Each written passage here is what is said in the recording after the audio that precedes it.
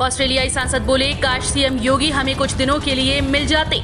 Australia के Hughes से सांसद क्रेग केली ने कहा कि काश कोई ऐसा ऑप्शन होता कि मुख्यमंत्री योगी आदित्यनाथ कुछ दिनों के लिए हमें मिल पाते। सांसद क्रेग केली ने ट्वीट करते हुए लिखा कि भारत का एक राज्य उत्तर प्रदेश, क्या कोई ऐसा ऑप्शन है कि किसी भी मौके पर वे हमें अपना मुख्यमंत्री योगी आदित्यनाथ कुछ दिनों के लिए दे सकते हैं, ताकि वो आइवरमेक्टिन दवा की कमी से हमें निकाल सके, जिसकी वजह से हमारे राज्य में निराशाजनक स्थिति पैदा हो गई है।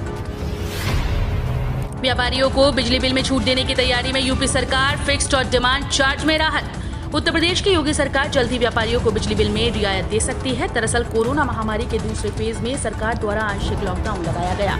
इस दौरान बाजार बंद थे, मॉल, सिनेमाघर, शोरूम आदि सभी तरह के व्यापार बंद थे। इससे काम तो प्रभावित हो ही रहा था, साथ ही बिजली का बिल भी बढ़ता नजर आ रहा था। ऐसे में व्यापारिक संगठनों और औद्योगिक प्रतिष्ठानों ने सरकार से पत्र लिखकर कुछ रियायत देने के लिए मांग की। वाराणसी में व्यापारी संगठन की मांग है कि उन्हें बिजली बिल में कुछ रियायत दी जाए। योगी सरकार ने बदला नाइट कर्फ्यू का समय, जानिए नई टाइमिंग्स।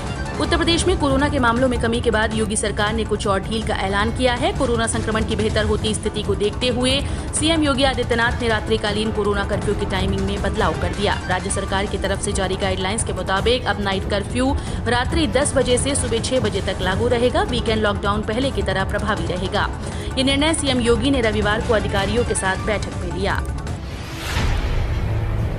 तय समय सीमा में एचएसआरपी नहीं लगवाई तो 5,000 जुर्माना। कमर्शियल वाहन मालिकों को 30 सितंबर तक मिली मोहलत। सरकार ने कोरोना संक्रमण के कारण प्रदेश में 1 अप्रैल 2019 के बाद से सभी पुराने वाहनों में हाई सिक्योरिटी रजिस्ट्रेशन प्लेट लगाने की अवधि बढ़ा दी है।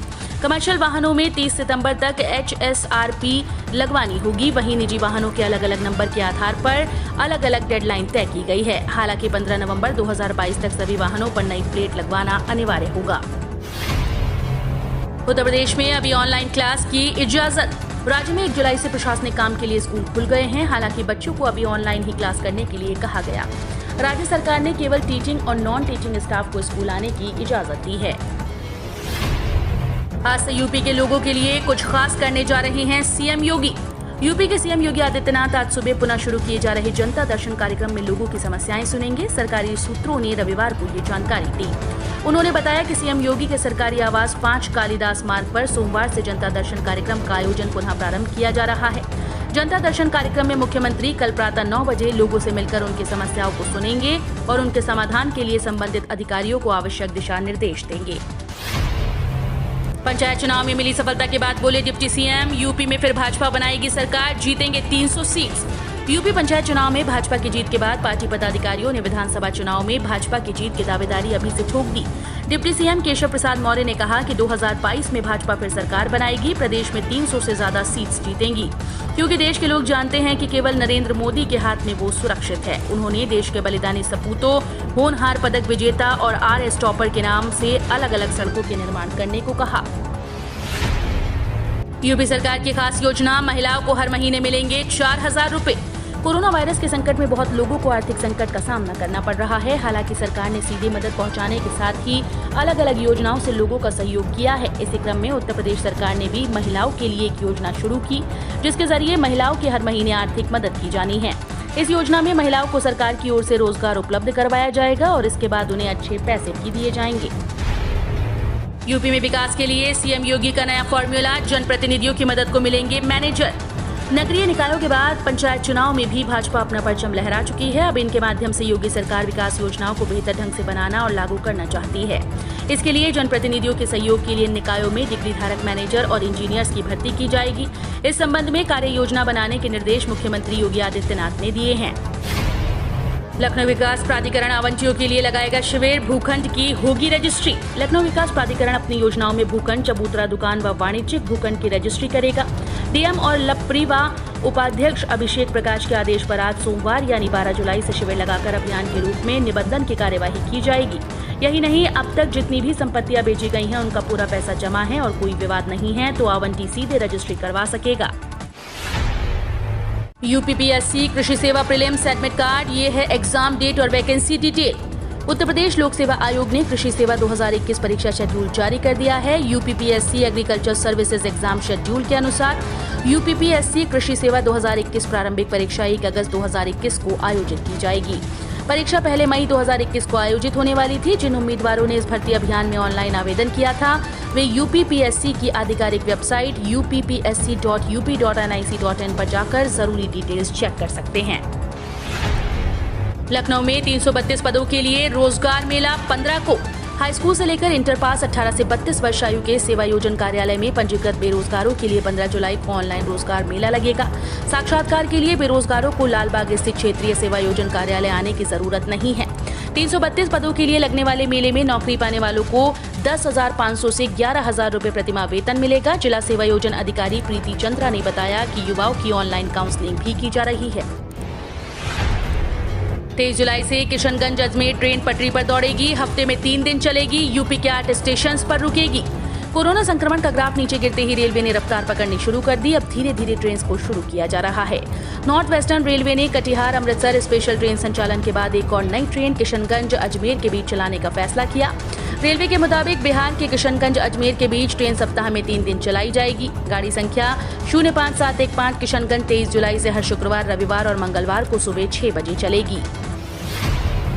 यूपी पुलिस और एटीएस को मिली बड़ी कामयाबी। लखनऊ के एक मकान से पकड़े अलकायदा के 2 संदिग्ध आतंकी।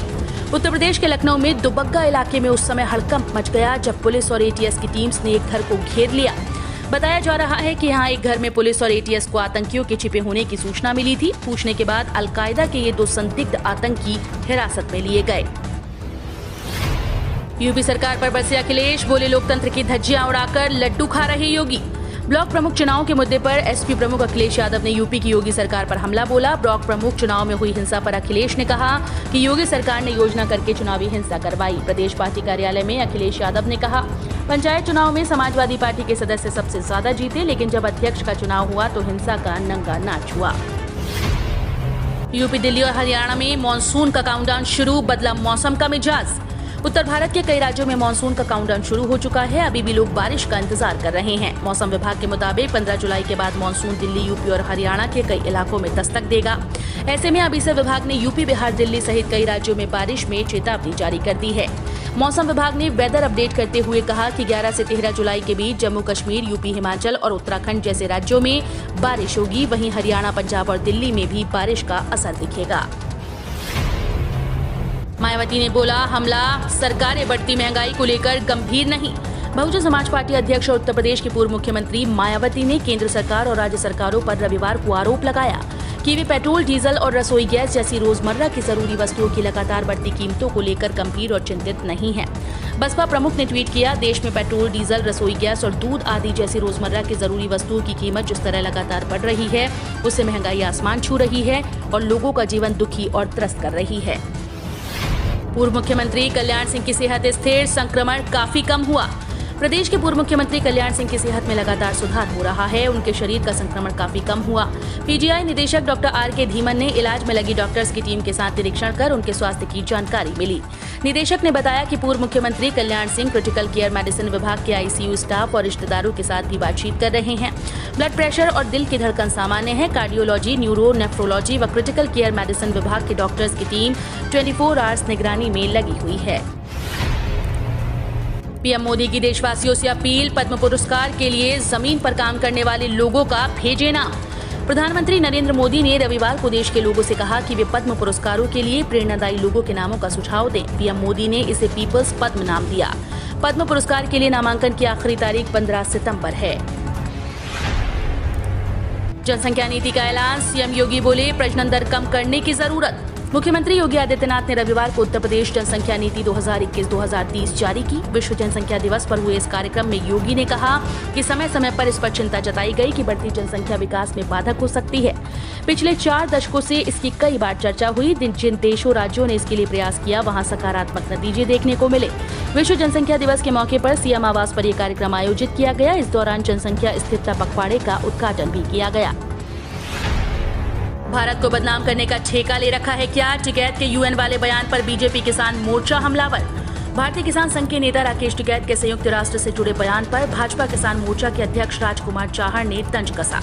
चाहर ने कहा, क्या टिकैत ने भारत को बदनाम करने के लिए कोई ठेका लिया है? उन्होंने किसान नेता पर देश को बदनाम करने का आरोप लगाया और उन्हें अपने शब्दों को ध्यान से सुनने की चेतावनी दी। यूपी में आबादी कंट्रोल पर सलमान खुर्शीद बोले, पहले मंत्री बताएं उनके कितने बच्चे, नाजायज की भी करें गिनती।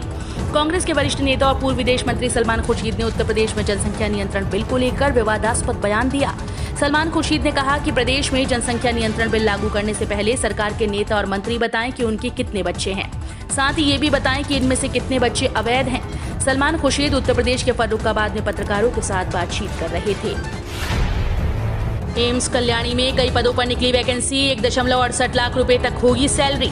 All India institute of medical sciences Kalyani की ओर से विभिन्न पदों पर भर्ती के लिए नोटिफिकेशन जारी हो गया है। एम्स कल्याणी की ओर से जारी वैकेंसी के अनुसार एनाटॉमी, साइकोलॉजी और जनरल सर्जरी समेत अलग अलग 39 विभागों में भर्तियां होंगी। यूपी बिहार के मजदूरों से भरी ट्रेन पर हमले की योजना बना रहा पाकिस्तान, अलर्ट जारी। भारत से हर मुद्दे पर शिकस्त का सामना करने वाला पाकिस्तान अपनी नापाक हरकतों से बाज नहीं आ रहा। भारतीय इंटेलिजेंस एजेंसीज ने बताया कि पाकिस्तान खुफिया एजेंसी ISI भारत में एक और घिनौनी करतूत को अंजाम देने की फिराक में है, लेकिन भारतीय इंटेलिजेंस ने पाकिस्तान की इस हरकत पर पानी फेर दिया। एक दिन में 125 नए कोरोना केस, 29 जिलों में नहीं मिला कोई नया संक्रमित।